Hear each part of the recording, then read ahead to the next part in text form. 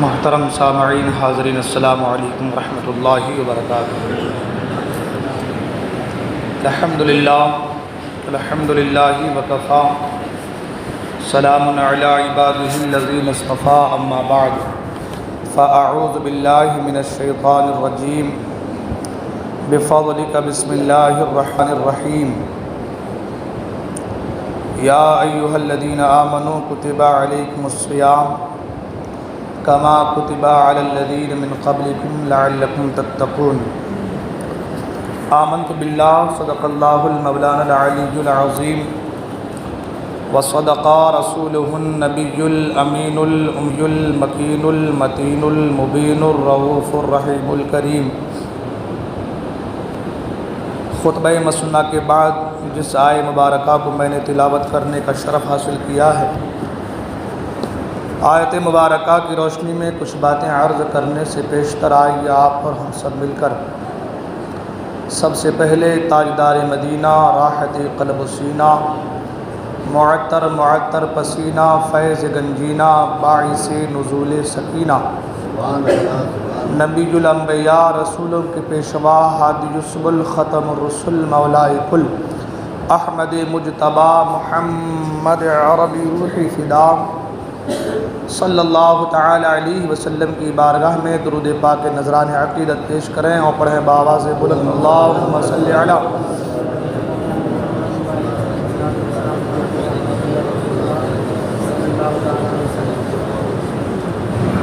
سیدنا و مولانا محمد معدن الجود والکرم، منبع العلم والحلم والحکم، والہ الکرام وابنہ الکریم، بارک وسلم صلو علیہ، صلاۃ و سلام علیک یا رسول اللہ صلی اللہ تعالی علیہ وسلم۔ حصول برکت کے لیے رمضان کریم کے مقدس حوالے سے کلام کی دو تین اشعار پیش کرنے کی سعادت حاصل کر رہا ہوں، توجہ کا طالب ہوں، توجہ کے ساتھ سماعت فرمائیں۔ مرحبا صد مرحبا پھر آمد رمضان ہے، مرحبا مرحبا صد مرحبا پھر آمد رمضان ہے، مرحبا صد مرحبا پھر آمد رمضان ہے کہ کھل اٹھے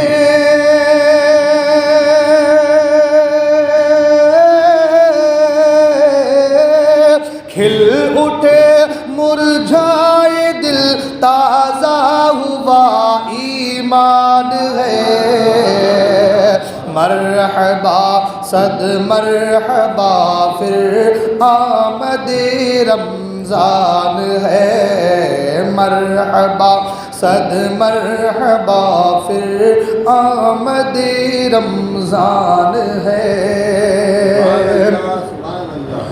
اور یا خدا ہم عاصیوں پر یہ بڑا احسان ہے، یا خدا ہم عاصیوں پر، عاصی مانے گنہگار، یا خدا ہم عاصیوں پر یہ بڑا احسان ہے، زندگی میں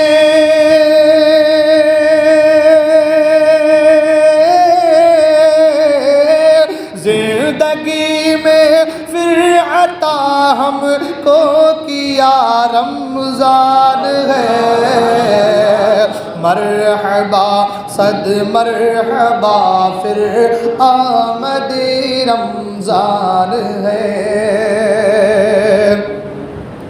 اور تجھ پہ صدقے جاؤں رمضان، تو عظیم و شان ہے، تجھ پہ صدقے جاؤں رمضان، تو عظیم و شان ہے کہ تجھ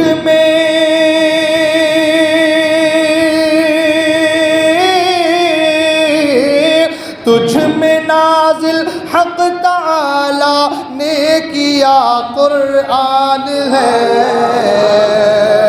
مرحبا صد مرحبا پھر آمدی رمضان ہے، مرحبا صد مرحبا پھر آمدی رمضان ہے، اور ہر گھڑی رحمت بھری ہے، ہر طرف ہیں برکتیں، ہر گھڑی رحمت بھری ہے، ہر طرف ہیں برکتیں، کہ ماہ رمضان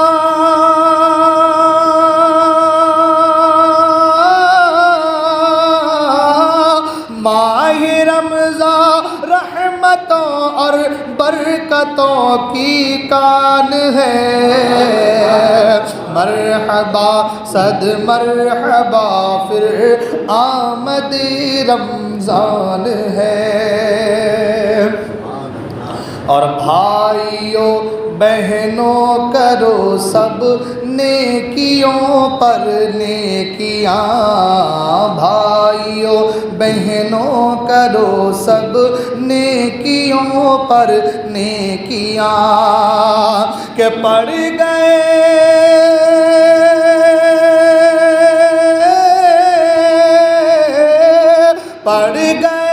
دوزخ پہ تالے، قید میں شیطان ہے، مرحبا صد مرحبا پھر آمدی رمضان ہے، مرحبا صد مرحبا پھر آمدی رمضان ہے، اور آخری شیخ حضرات، دو جہاں کی نعمتیں ملتی ہے روزہ دار کو، دو جہاں کی نعمتیں ملتی ہے روزے دار کو، جو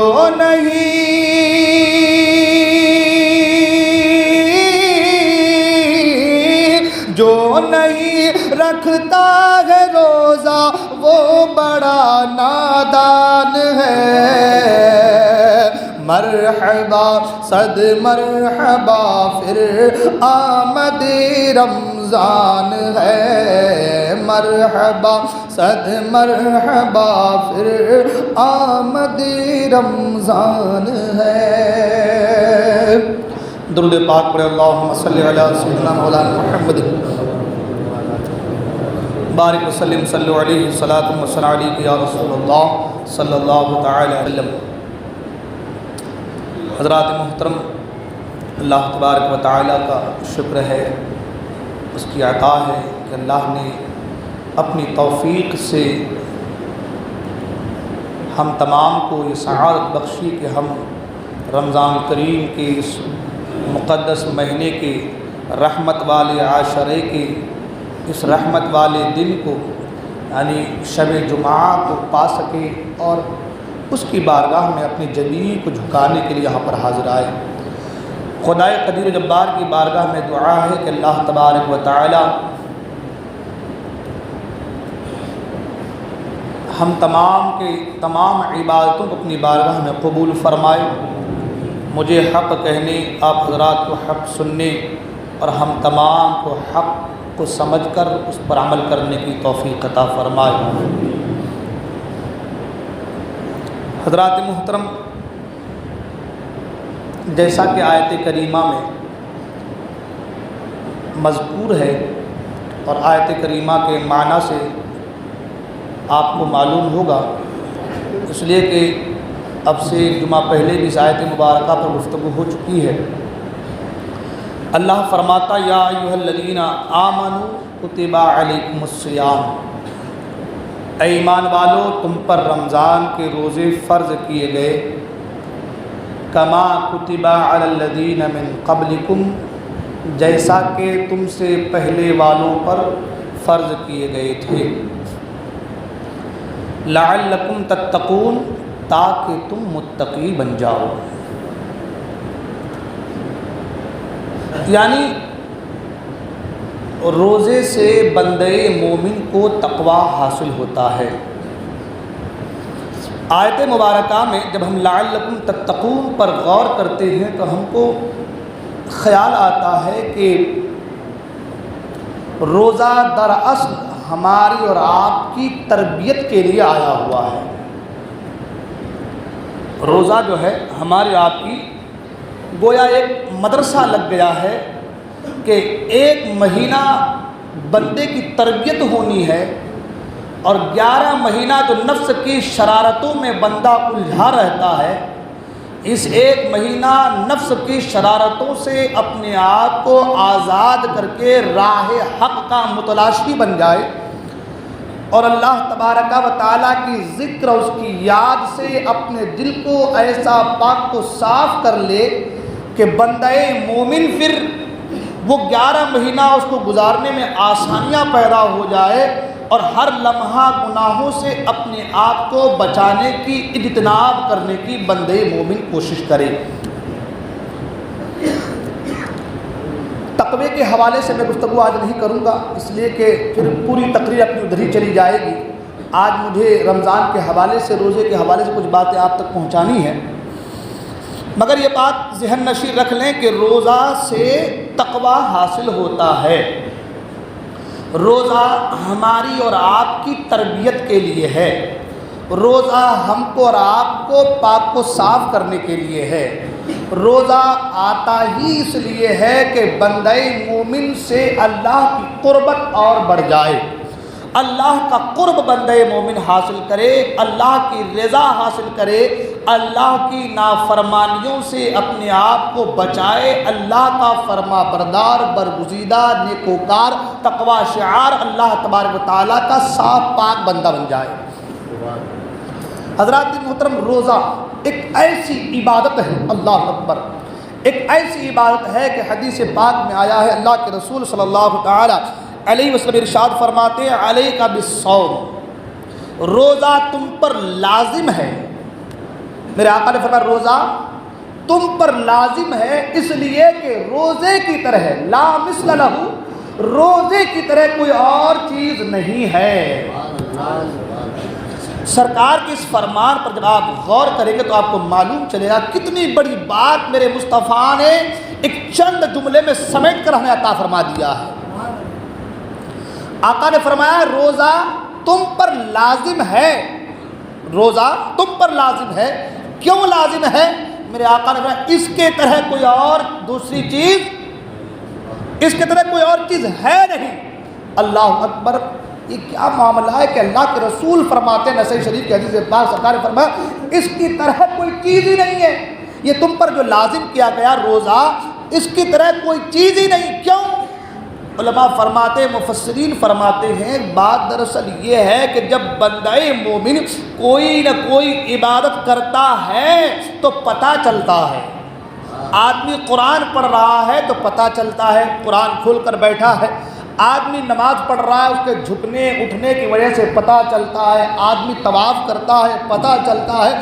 دوسری کوئی بھی عبادت کر لے، پتہ چلتا ہے کہ یہ کیا عبادت کر رہا ہے۔ لیکن جب بندہ مومن روزہ رہتا ہے تو سوائے اس بندے کے اور اس کے مالک کے کسی کو پتہ نہیں چلتا، سوائے بندے کے اور اس خالق کے جس کا وہ روزہ رکھا ہوا ہے، سوائے اس رب کے، اس حقیقی معبود کے اور اس بندے کے کسی کو پتہ نہیں چلتا۔ حد تو یہ ہے کہ بندہ تنہائی میں ہے، اکیلے ہے، سارا سامان سب کچھ موجود ہے، مگر نہیں کھا رہا ہے، نہیں پی رہا ہے، نہیں اٹھا رہا ہے۔ یہ بندے اور اللہ کے درمیان اتنا بڑا قربت والا رشتہ روزے کی وجہ سے حاصل ہو جاتا ہے۔ اس لیے میرے آقا نے فرمایا کہ روزہ تم پر لازم ہے، اس لیے کہ روزے کی طرح کوئی اور دوسری چیز نہیں ہے۔ اور ایک حدیث پاک میں فرمایا گیا، حدیث قدسی ہے، اللہ تبارک و تعالیٰ فرماتا الصوم لی وانا اجزی بہ، اللہ فرماتا روزہ میرے لیے ہے اور اس کی جزا میں خود عطا کرتا ہوں۔ حدیث قدسی ہے، اللہ فرماتا ہے کہ روزہ میرے لیے ہے اور اس کی جزا میں خود دیتا ہوں۔ حالانکہ آپ جو بھی عمل کریں، جو بھی عبادتیں کریں، جزا دینے والی ذات اللہ کی ذات ہے، جزا ثواب نیکیاں وہی عطا کرے گا، وہی دیتا ہے بے شک، مگر روزے کے حوالے سے خاص پیغام اللہ تعالیٰ اپنے بندوں تک پہنچا رہا ہے، اور حدیث قدسی کے ذریعے پہنچا رہا ہے۔ اللہ فرماتا ہے کہ میرے بندے روزہ میرے لیے ہے، یعنی روزے میں دکھاوا نہیں ہے، روزے میں ریا نہیں ہے، روزے میں دکھاوا نہیں ہے۔ آدمی نماز پڑھ رہا ہے، ہو سکتا ہے کہ کسی کو دکھانے کے نماز پڑھ رہا ہو، قرآن پڑھ رہا ہے، ہو سکتا ہے کسی کو دکھانے کے پڑھ رہا کہ لوگ مجھے قرآن پڑھنے والا کہیں، لوگ مجھے نماز پڑھنے والا کہیں۔ حج بھی کرتا ہے، ہو سکتا ہے کہ دکھاوے لے کے لوگ مجھے حاجی کہیں، مالدار کہیں۔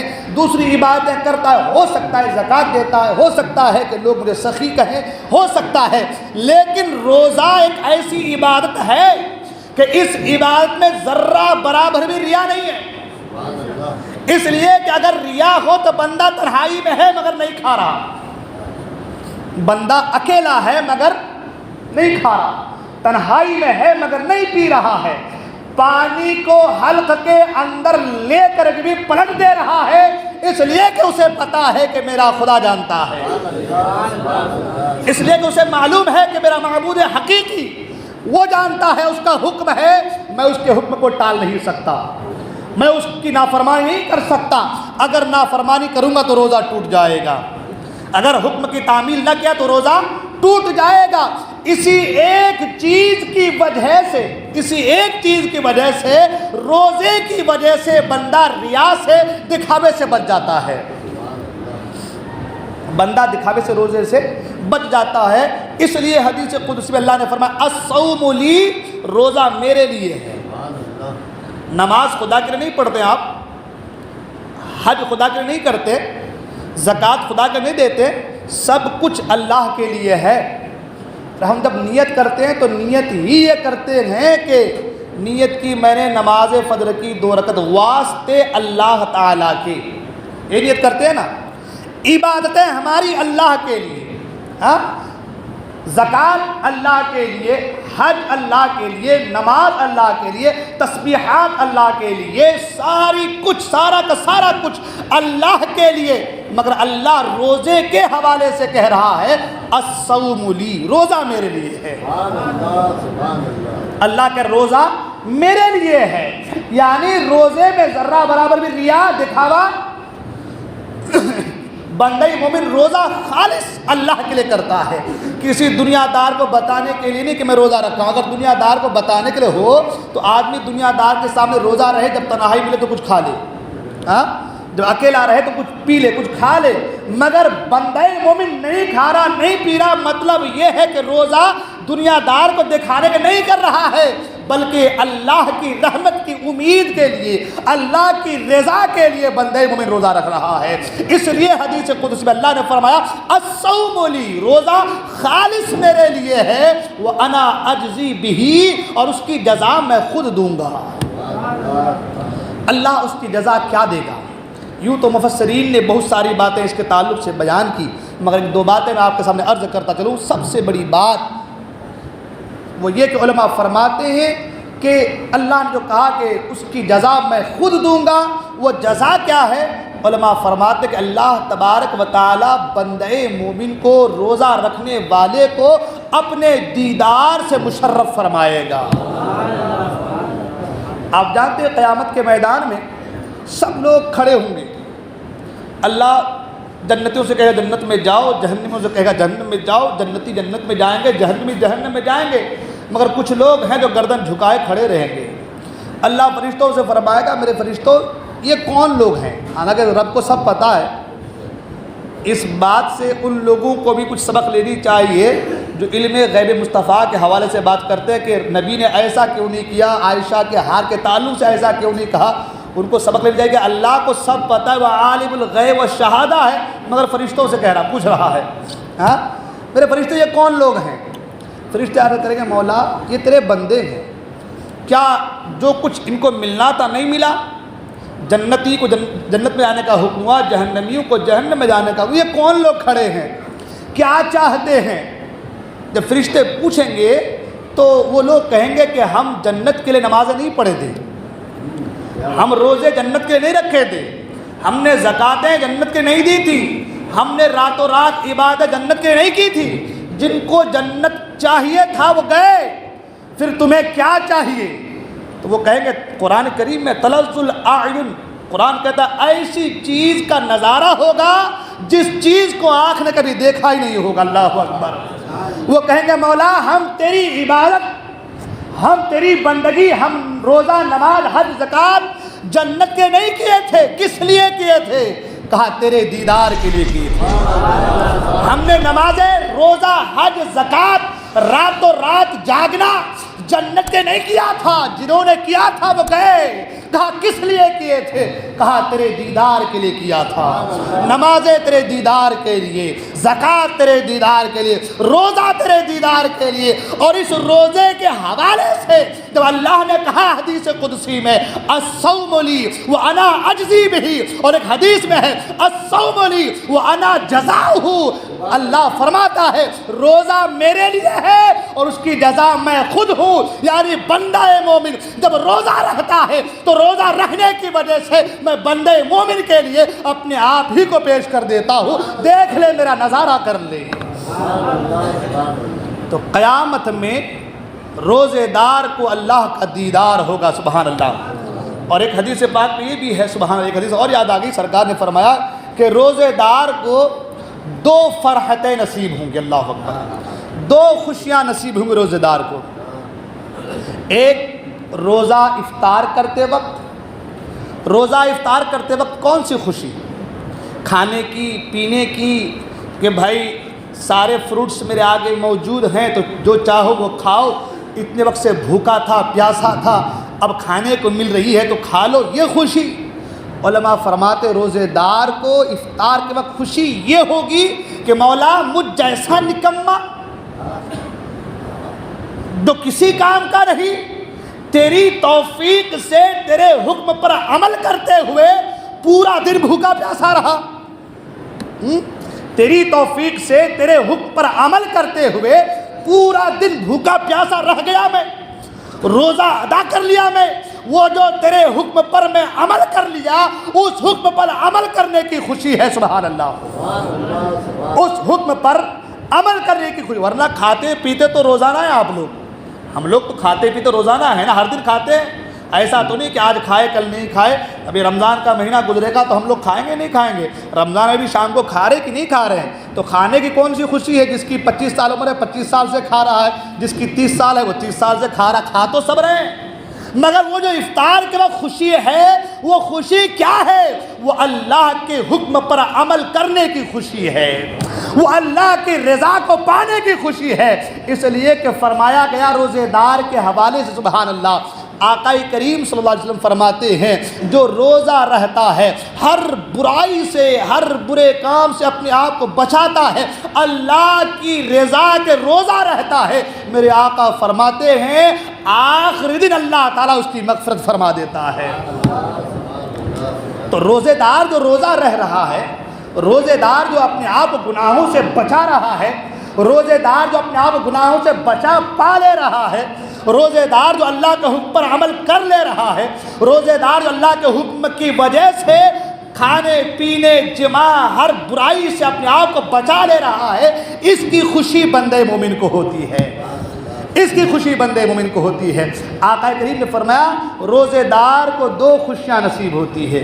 ایک خوشی افطار کے وقت، خوشی ہوتی کہ نہیں ہوتی ہے؟ جب آپ افطار کے وقت کھجور کو منہ میں لے لیتے ہیں، اللہ ایک روزہ ہمارا پورا ہو گیا، ہاں خوشی ہوتی ہے نا کہ ایک روزہ ہمارا مکمل ہو گیا، سبحان اللہ، ایک روزہ میں رکھ لے پا رہا ہوں، کیا پتہ اگلا رمضان مجھے میسر ہو یا نہ ہو، یہ ایک روزہ جو میں نے رکھ لیا، اے مولا یہ تیری توفیق سے ہے، اے میرے مولا یہ تیری توفیق سے ہے، تو اس کی خوشی بندے مومن کو ہوتی ہے۔ پھر آقا کریم صلی اللہ علیہ وسلم نے فرمایا دوسری خوشی روزے دار کو اللہ کے دیدار سے ہوں گی، سبحان اللہ، اللہ جو اپنے دیدار سے روزے دار کو مشرف فرمائے گا، وہ خوشی کیسی خوشی ہوگی، سبحان اللہ۔ ہر کوئی آج یہ سوال کر رہا ہے کہ رب کا دیدار کیسے ہو، کیا رب کا دیدار ممکن ہے؟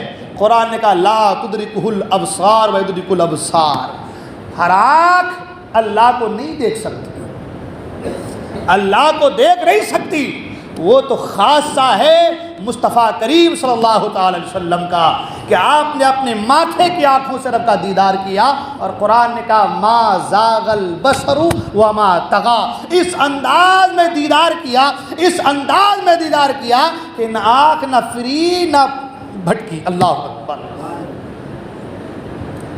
تو یہ تو خاصہ مصطفیٰ کریم صلی اللہ علیہ وسلم کا ہے، مگر قیامت کے دن جو آنکھ آج دیکھ نہیں پا رہی ہے، جس آنکھ کے اندر آج رب تبارکہ و تعالیٰ کی دیدار کی سکت طاقت و بساط نہیں ہے، وہ آنکھ بھی روزہ رہنے کی وجہ سے، اللہ کا ذاکر بندہ بننے کی وجہ سے، اللہ کا پسندیدہ بندہ بننے کی وجہ سے، وہ آنکھ بھی اللہ کے دیدار سے مشرف ہوگی، وہ بندہ مومن بھی اللہ کا دیدار کرے گا۔ تو حضرات محترم، اب آپ مجھے بتائیں کہ روزہ دار کو دو خوشیاں ہوتی ہے جو میرے آقا کریم صلی اللہ علیہ وسلم نے فرمایا کہ بندہ مومن کو دو خوشیاں ہوتی ہیں، افطار کے وقت اور اللہ کے دیدار کے وقت۔ سبحان اللہ۔ اور ایک حدیث پاک میں آقا کریم صلی اللہ علیہ وسلم نے فرمایا کہ روزہ ڈھال ہے، سرکار نے فرمایا کہ روزہ ڈھال ہے جہنم سے بچانے کے لیے۔ اللہ اکبر۔ کتنی فضیلت اور کتنے مناقب روزہ اور رمضان کے حوالے سے ہے۔ ایک بات یہ کہ جس چیز کی بھی فضیلت اور مناقب کو بیان کیا جائے تو بیان کرنے والے کو دیکھا جائے گا کہ بیان کرنے والا کیسا ہے۔ صحابہ اکرام کس مقام کے ہیں دیکھنا ہے تو میرے مصطفیٰ کے حدیث کو سنو۔ اہل بیت اطہار کا مقام کیا ہے، مصطفیٰ کے حدیث کو سنو، ہے نا۔ مصطفیٰ کا مقام کیا ہے، یا اللہ کے کلام کو پڑھو، ہے کہ نہیں۔ تو جس چیز کے تعلق سے اس کی فضیلت کو بیان کی جائے گی تو بیان کرنے والے کو دیکھا جائے گا کہ بیان کرنے والا کیسا ہے۔ جیسا بیان کرنے والا ہوگا ویسی ہی اس کی فضیلتیں ہوں گی۔ اور رمضان، اللہ اکبر، وہ مقدس مہینہ، وہ پیارا مہینہ، وہ انعام خدا بندی کا مہینہ کہ جس مہینے کی فضیلت کو رب فرما رہا ہے، سبحان اللہ، شہر رمضان الذی انزل فیہ القرآن۔ رمضان کا مہینہ وہ پیارا مہینہ، یہ میں نہیں کہتا، یہ رب کا قرآن کہہ رہا ہے، سبحان اللہ۔ رمضان کی فضیلت کو قرآن بیان کر رہا ہے۔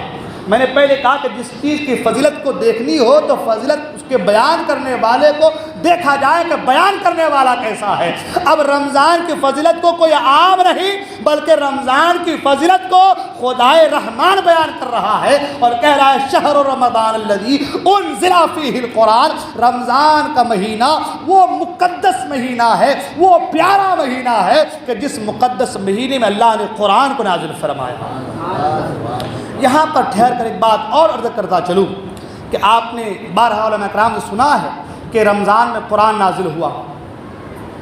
جب قرآن نازل ہوا تو اللہ نے فرمایا لیلۃ القدر خیر من الف شہر۔ رمضان کے 27ویں شب کے حوالے سے، لیلۃ القدر کے حوالے سے کیا کہا، لیلۃ القدر، پہلے تو یہ کہا کہ انا انزلناہ فی لیلۃ القدر، کہ بے شک ہم نے اسے ایک قدر والی رات نازل کیا۔ پھر فرمایا کہ تم جانتے ہو ما ادراک ما لیلۃ القدر، تم کو خبر ہے، پتہ ہے، تم جانتے ہو، تم کو معلوم ہے یہ قدر والی رات ہے کیا؟ تو پھر کہا اللہ نے لیلۃ القدر خیر من الف شہر، یہ قدر والی رات وہ عظمت والی رات ہے جو 1000 مہینے کی راتوں سے بھی افضل ہے۔ یہاں پر دو باتیں، ایک بات تو یہ کہ جس رات میں قرآن نازل ہو وہ رات 1000 مہینوں کی راتوں سے افضل، جس رات میں قرآن نازل ہو وہ رات 1000 مہینے کی راتوں سے افضل، تو جس دن میں، جس شب میں، جس دن میں صاحب قرآن دنیا میں آئے وہ دن کتنا افضل ہوگا، سبحان اللہ۔ اس لیے کہ قرآن میرے نبی کی وجہ سے، میرے نبی کا صدقہ ہے۔ اگر مصطفیٰ نہ ہوتا قرآن ہم کو نہ ملتا۔ قرآن آیا ہے مصطفیٰ کی وجہ سے، تو قرآن اگر نازل ہو تو وہ رات 1000 مہینے کی راتوں سے افضل ہو جائے تو قرآن جن کی وجہ سے آیا ہو وہ آ رہے ہو تو وہ دل کتنا افضل ہوگا. سبحان اللہ. ایک بات. دوسری بات یہ کہ سب سے پہلے اللہ نے کہا کہ شہر رمضان الذی انزل فیہ القرآن، رمضان کا مہینہ وہ پیارا مہینہ کہ جس میں قرآن نازل ہوا ہے نا. رمضان کی فضیلت کو بیان کی گئی، رمضان کے تقدس کو بیان کیا گیا، رمضان کتنا اچھا پیارا مہینہ اس کو بیان کیا گیا. پھر رمضان میں لیلۃ القدر کو بیان کیا گیا. سبحان اللہ. ایک تو رمضان پورا کا پورا مہینہ رحمتوں والا، برکتوں والا، مغفرتوں والا، عنایتوں والا، صبر والا مہینہ، اتنا سارا کچھ بیان رمضان کے لیے. پھر رمضان کو اس رات کے لیے کہ یہ وہ رات ہے جو 1000 مہینے کی راتوں سے افضل ہے. ہاں کتنی خوبیاں اللہ تبارک و تعالیٰ نے، کتنی فضیلتیں اللہ تعالیٰ نے، کتنی عنایتیں اللہ تعالیٰ نے، کتنی رحمتیں اللہ تعالیٰ نے اس ایک مہینے کے اندر انڈیل دی ہے. اللہ اکبر. پھر آگے یہ فرمایا حدیث مصطفیٰ کے حوالے سے کہ سرکار نے فرمایا اولہ رحمتن، پہلا عشرہ رحمت کا عشرہ ہے. ہاں کیا کیا فضائل و محاسن بیان کیا جائے رمضان کے حوالے سے. پورا مہینہ برکتوں والا، رحمتوں والا. پھر لیلۃ القدر بھی اسی رمضان میں. پھر اللہ تعالیٰ ہر رات 10 لاکھ گنہگاروں کو جن پر جہنم واجب ہو چکی ہے، اللہ تعالیٰ ان کی توبہ کی وجہ سے 10 لاکھ گنہگاروں کو جہنم سے نکال جنت کا پروانہ عطا فرماتا ہے.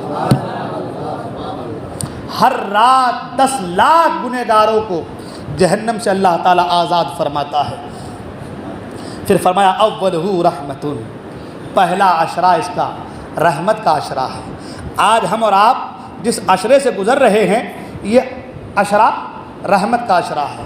اب اتنی ساری چیزیں پانے کے بعد بھی اگر بندہ مومن اللہ کی رضا کا طالب نہ بنے، اللہ کی رضا کا طالب نہ بنے، تو پھر اس سے بڑا نامراد اس دنیا میں اور کوئی نہیں ہو سکتا.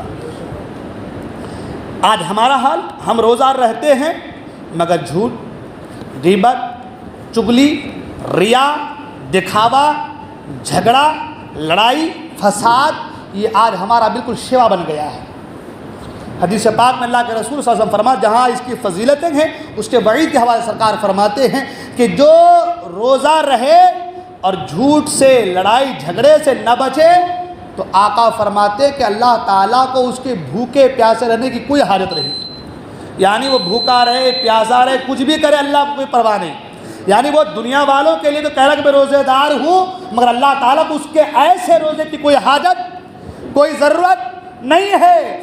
اس کے روزے کے اندر نورانیت اور کامل اسی وقت جو ہے ان کے اندر پیدا ہوگی جب کہ وہ خالص اللہ کی رضا کے لیے روزہ رہے اور ہر برائی سے، ہر برے کام سے، لڑائی جھگڑے سے اپنے آپ کو بچاتا رہے. بلکہ حدیث پاک میں تو یہاں تک فرمایا گیا کہ اگر کوئی تم سے لڑائی کرے، گالی گلوچ کرے تو آقا فرماتے ہیں تم مجھ سے کہہ دو کہ میں روزے دار بندہ ہوں. صرف یہ نہیں کہا کہ میں روزہ دار ہوں بلکہ ان سے یہ کہو کہ میں بندہ روزے دار ہوں. یعنی جس طریقے سے میں روزہ رکھ کر کے اللہ کا اچھا بندہ بن رہا ہوں تم بھی اچھے بندے بن جاؤ. مگر آج ہمارا حال یہ کہ رمضان ہوا تو ہمارا غصہ پارا چڑھ جاتا ہے. ہمارا چھوٹی چھوٹی باتوں میں، خاص کر کے مسجدوں میں اول فول بکنا، اونچی آواز میں بات کرنا، بغض، حسد، کینہ، ریا، دکھاوا، یہ آج ہمارا شیوا بن گیا ہے. اور ہم سوچتے کہ ہم روزے دار ہیں، مگر ایسے لوگوں سے ہم کو بچنے کی بھی تاکید کی گئی ہے. ایسے لوگوں سے ہم کو بچنے، سرکار نے فرمایا کہ تم کہہ دو کہ میں بندہ روزے دار ہوں. جب ایسے جاہل قسم کے لوگ آپ سے جھگڑنے لگے، الجھنے لگے، ہمارے بزرگوں نے ایک طریقہ بھی بتایا ہے. وہ طریقہ یہ کہ پاخانہ کے اگر قریب جاؤ گے تو بدبو آئیں گی، پاؤں رکھو گے تو گندگی لگے گی، بہتر یہ ہے کہ اس سے دوری اختیار کرو، ہے نا. اور قرآن میں بھی ہے وَإِذَا خَاطَبَهُمُ الْجَاهِلُونَ قَالُوا سَلَامًا. جب کوئی جاہل تم سے بحث کرنے لگے وہ اپنی اکڑ کی وجہ سے تو قرآن کہتا ہے ان سے کہو کہ بھائی مجھے معاف کرو، سلام ہو تم پر، بس مجھ سے دور رہو، بھائی مجھے اپنے سے دور رکھو، میں تم سے دور رہنا چاہتا ہوں، تم مجھ سے دور رہو. یہ قرآن نے کہا، ایک طریقہ دیا کہ جاہلوں سے الجھنا نہیں. قرآن نے ایک جگہ یہ بھی فرمایا وہ اعرض عن الجاہلین، اور جاہلوں سے منہ پھیر لو. ایسے لوگ جو زبردستی کے جھگڑے فساد فتنے برپا کرنے کی کوشش کرتے ہیں، آپ روزے دار ہیں تو ان سے کہہ دیں کہ بھائی میں روزے دار بندہ ہوں اور مجھے معاف کرو، ہے نا؟ تو یہ بچنے کا سب سے آسان نسخہ اور طریقہ ہے۔ لہٰذا اپنے روزوں کو بچائیے، اپنے روزوں کو برباد ہونے سے بچائیے۔ روزے کی نورانیت کو برقرار رکھنی ہے تو ان تمام منہیات سے اپنے آپ کو دور رکھیں۔ شیخ فرید الدین عطار ایک بہت بڑے ولی کامل گزرے، اللہ اکبر، اتنے بڑے ولی کامل کے ان کے تعلق سے شیخ جلال الدین رومی وہ کہتے ہیں کہ عشق کے ساتوں شہر کے سب سے اونچی اڑان پر اگر کسی کا مقام ہے تو وہ شیخ فرید الدین عطار رحمۃ اللہ علیہ کا مقام ہے۔ اور جلال الدین رومی یہ اتنے بڑے بزرگ اللہ اکبر جس کے تعلق سے قلندر لاہوری کہتے ہیں کہ مجھے ان کے قدموں میں جگہ مل جائے تو بڑی بات ہو جائے۔ وہ شیخ فرید الدین عطار رحمۃ اللہ تعالی علیہ انہوں نے کہا تھا کہ نفس سے جنگ کرنا، نفس کو کنٹرول کر لینا، نفس پر قابو پا لینا یہ ناممکن ہے، یہ ناممکن سی بات ہے، مگر آپ نے فرمایا 3 چیزیں ایسی ہیں کہ جس پر اگر تم عمل کرو تو نفس کو تم مار بھی سکتے ہو۔ 3 چیزیں، ایک چیز انہوں نے فرمایا، ایک چیز نمبر 1 خاموشی، نمبر 1 خاموشی۔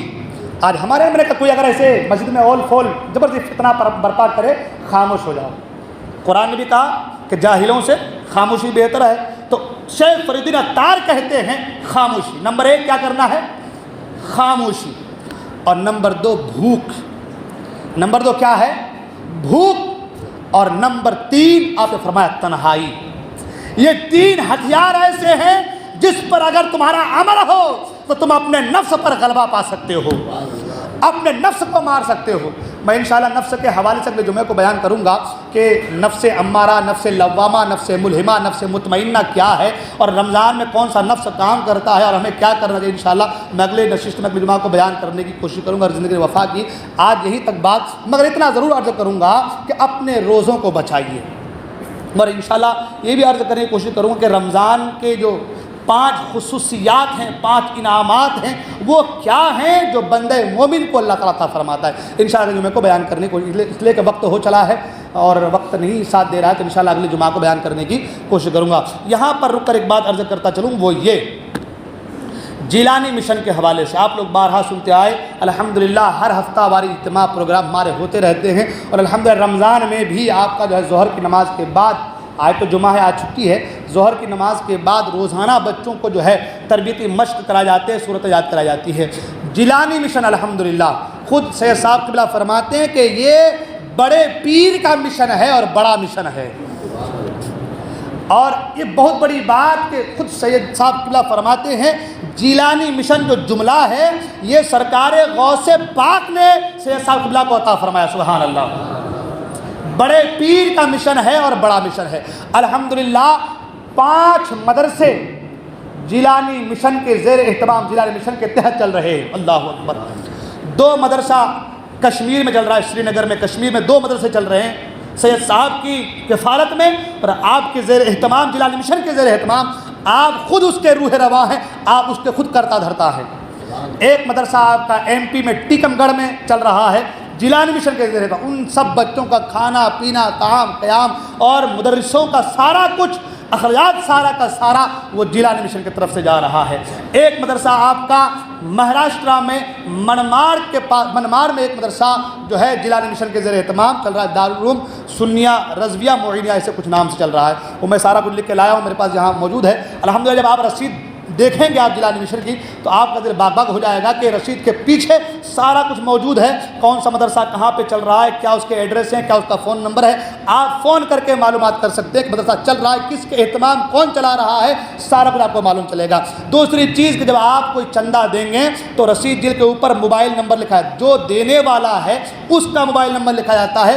جیسے آپ نے چندہ دیا، آپ کی رسید محسن نے وہاں جمع کی، ہیڈ آفس سے آپ کو فون آ جائے گا کہ آپ نے اپنے نام سے یا اپنے بزرگوں کے نام سے اتنا روپیہ دیا ہے، آپ کا یہ روپیہ جیلانی مشن میں حاضر ہو گیا ہے۔ نہ کوئی دھوکہ دھڑی، نہ کوئی کمی ہو ہی نہیں سکتا، اس لیے کہ یہ بڑے پیر کا مشن ہے، بڑا مشن ہے نا۔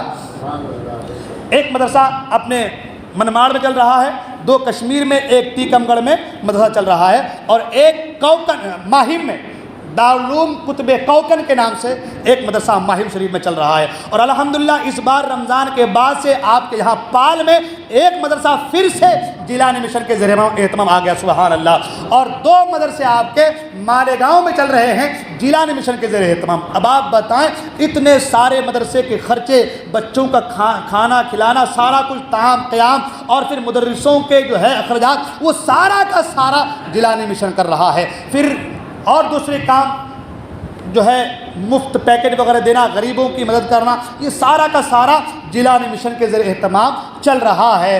تو آپ کا جو تعاون ہے اس کا بڑا حقدار جیلانی مشن ہے۔ اس لیے میری گزارش ہے کہ اس بار کی جو کاپی ہے رسید جیلانی مشن کی وہ میرے پاس دی گئی ہے اور مولانا پرویز صاحب کے پاس دی گئی ہے۔ آپ لوگوں سے گزارش ہے زیادہ سے پچھلے سال جو آپ لوگوں نے دیا تھا حافظ سعید کو، یا جو کچھ بھی دیا تھا آپ نے، وہ مجھے تو معلوم نہیں، حافظ سعید کے پاس اس بار کاپی نہیں، میرے پاس آ گئی ہے، تو وہ سارا مجھے وہاں پیش کرنا ہے۔ جو بھی آپ لوگ دیے تھے آپ اسی انداز سے، اس سے بڑھا کر اللہ نے آپ کو دل دیا ہے، جو کچھ بھی بڑھا کر کے آپ جیلانی مشن کا تعاون کرنے کی کوشش کریں۔ رسید میرے پاس ہے، جب بھی آئیں آپ رسید جو ہے اپنا نام لکھا رہے ہیں موبائل نمبر کے ساتھ، انشاءاللہ جیسی آپ کا پیسہ وہاں پہنچے گا آپ کو فوراً فون یا میسج آ جائے گا کہ آپ کا پیسہ اتنا روپیہ یہ نام سے جو ہے جیلانی مشن کے ہیڈ آفس میں پہنچ چکا ہے۔ ابھی کچھ بچے باہر جیلانی مشن کے بک کو لے کر کے کھڑے رہیں گے، میری گزارش ہے کہ آپ لوگ ضرور جو ہے جیلانی مشن کی خدمت کریں، تعاون کریں اور ثواب حاصل کریں۔ ساتھ ہی ساتھ ہمارے حاجی یعقوب سیٹھ صاحب، ان سے گزارش ہے کہ وہ مسجد کے چندے کے حوالے سے کچھ باتیں کریں گے۔ اچھا، تو میں یہ عرض کر دے رہا ہوں، ماشاءاللہ آپ جیسے جانتے ہیں کہ یہ مسجد خانہ خدا ہے، بارہا کہا جا رہا ہے، یہ چیزیں کہنے کی بھی تو نہیں ہے۔ من بنا للہ مسجدا بنا اللہ لہ بیتا فی الجنہ، جو اللہ کے لیے مسجد بناتا ہے اللہ کا جنت میں اس کے لیے محل بناتا ہے۔ میں نہیں کہوں گا کہ آپ 50 دیں، 100 دیں، 500 دیں، 1000 دیں، آپ کو اللہ نے جو توفیق دی ہے اپنی اسی توفیق سے آپ نکال کر کے کچھ نہ کچھ اس مسجد کے لیے ضرور دیں۔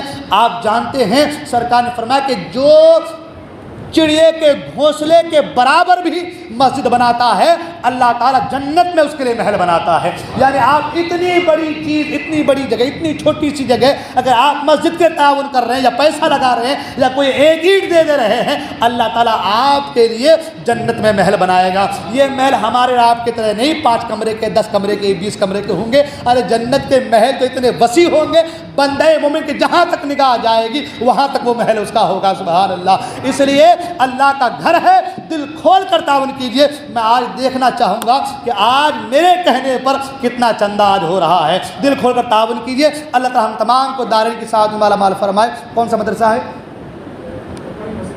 چوپڑا کی مسجد کے تعلق حضرت آئے ہوئے ہیں، آپ لوگ زیادہ تعاون کریں اور ثواب دارین حاصل کریں۔ بول غلطی ہو گئی خدا قدر جبار اپنے حبیب سے معاف فرمائے۔ میں توبہ کرتا ہوں، استغفر اللہ ربی من کل ذنب و اتوب الیہ۔ السلام علیکم و رحمۃ اللہ۔